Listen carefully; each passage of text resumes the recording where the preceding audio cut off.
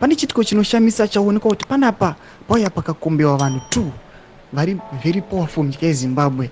Panapa paya pakatogwa mutungamiri wenyika naadvocate Nelson Chamisa. Pane question yakubvunzwa nevanhu pasocial media. Ndoda kuti nhasi hatimodi kumbotimotera zvakawanda. Wada kuti vanhu mumborwa mumbopa maviews enyu mucomment section. Mumbotiudza kuti munoti kudii pamusoro question yabvunzwa nevanhu. Sari kuda mashoko abuda togwa nevanhu kuti subscribe like out on the bell icon.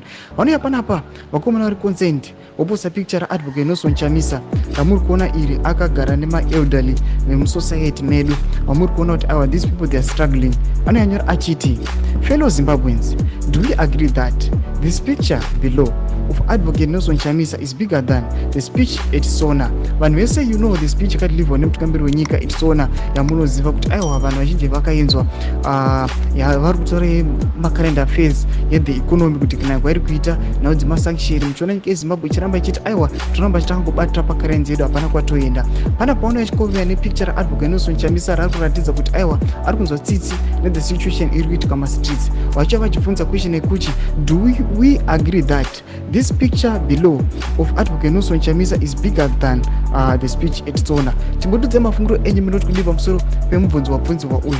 Mumbotiudzawo maimpressions enyu munoti kudii pamusoro penhau iyi. Pinda comment section medu mutudze mafunguro enyu. Subscribe or like channel, not on the bell icon.